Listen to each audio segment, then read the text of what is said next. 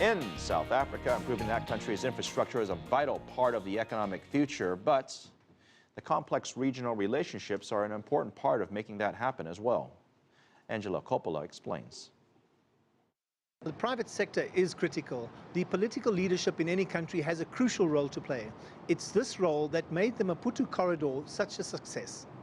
He had the political drivers, the presidents of the two countries who championed it. And I think you really, when you're looking at projects that are cross-border, 2, 3 or more countries, you do need a champion to drive those projects. And the Maputo Development Corridor had those in place. Private sector wants to see, to have high level of confidence that if it invests in a project, one, there will be cost recovery and it will be able to make a return. Further north of Maputo, the Panda gas project could do with some level heads and some regional cooperation, as well as an understanding of who's going to benefit. Where the country that is likely to demand more energy going forward is South Africa.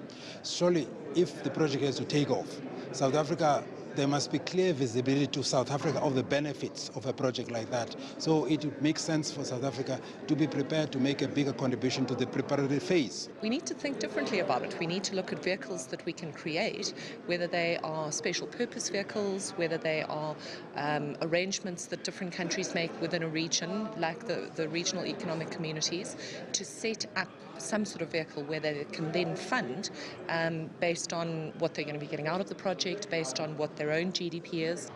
While this sounds fairly straightforward, there are some who believe that the private sector needs to have a better understanding of how governments and regional economic groups operate. There is no platform where you can engage the African private sector. And this is a missing link. I think what is important, what they need to do, the African private sectors need to come together and create a group that we can engage with on a national, regional and continental level. Whether or not the private sector decides to form these groups or not, we'll have to wait and see. But there are other options of raising capital, and it could involve listing projects on different stock exchanges. What we need to do is look at how we can make that work across markets. So not only looking at the home market, say it's the Ivory Coast, but also looking at how the Ivory Coast and the JSE can partner in order to raise the quantum of funding that's required.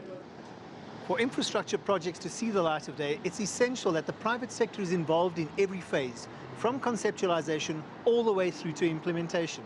If that doesn't happen, it's unlikely that any kind of infrastructure project will see the light of day. I'm Angelo Coppola for CCTV in Johannesburg.